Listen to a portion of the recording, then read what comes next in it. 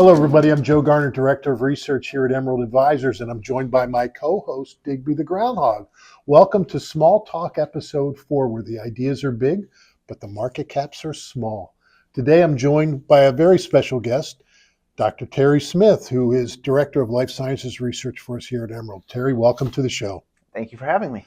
Well, it's been great to have you, and it's been great to have you as a part of the team here at Emerald for over 20 years. And as for those of you who don't know Terry heads up the biotechnology and pharmaceutical research for us here at Emerald. But we've also had another interesting anniversary lately.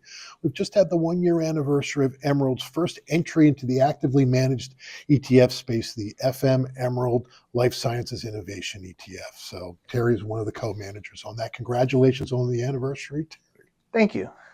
So let's talk a little bit about biotech. Now, for a lot of people, they think biotechnology is a relatively tricky area to invest. Really hasn't been the case here at Emerald. So a lot of that is credit to you for that. How do you approach an area that can be so difficult to be able to, try to achieve consistent outperformance in a space like that? So what we try to do when we're analyzing biotech stocks is we first need to understand the science. We look for diseases where the disease is caused by a single gene defect very often, or where there are really good animal models that can maybe predict what types of drugs would work for this disease.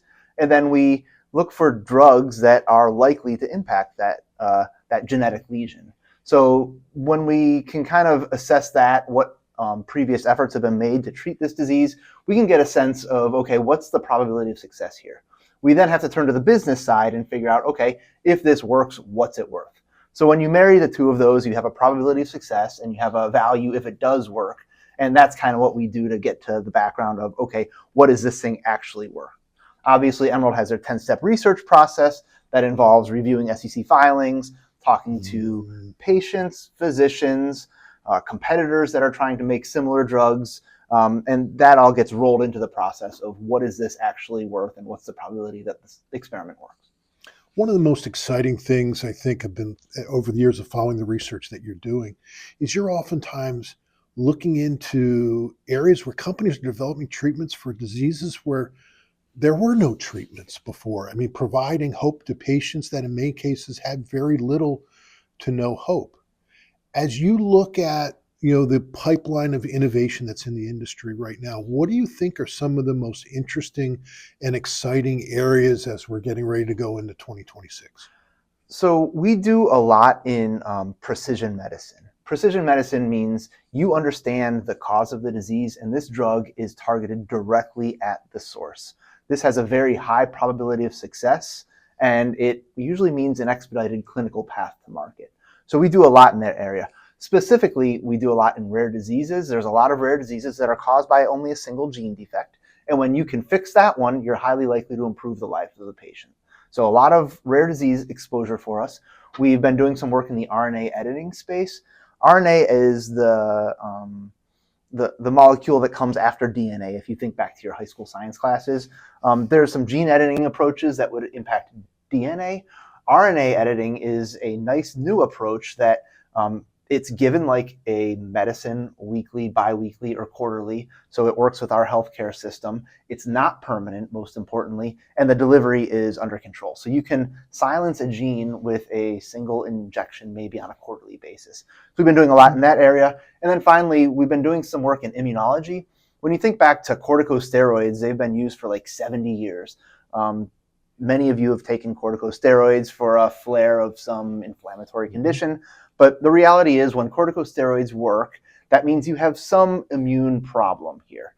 Corticosteroids, think of them as like a big bazooka. They knock down your whole immune system. There's a lot of really innovative targets that are pretty much rifle shots at just one sliver of the immune system.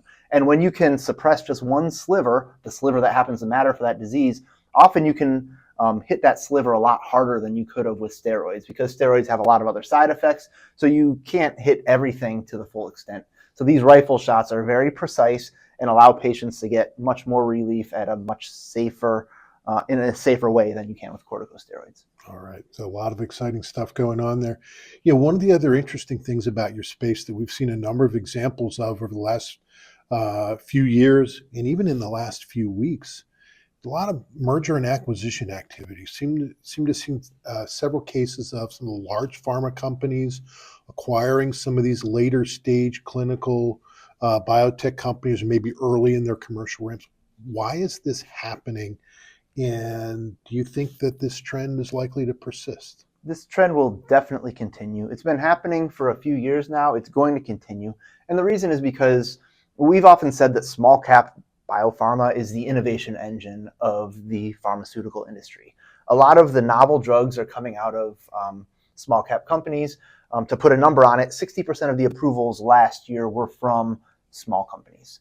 So approvals from FDA. So this is where the new drugs are coming from. Pharma needs to continue to buy drugs because about a third of pharma's revenue is going to be generic or have generic competition by the end of this decade. Pharma is flush with cash.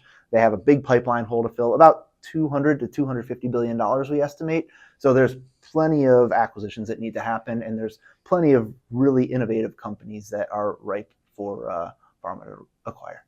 Thank you, Terry. We really appreciate having you here with us on the show today. A lot of exciting things going on in the world of biotechnology and pharmaceuticals. And I would direct all of you out there for more information on the FM Emerald Life Sciences Innovation ETF to go to emeraldetfs.com/LFSC. So for myself, the team here at Emerald, and my co-host Digby, thank you for joining us once again for Small Talk.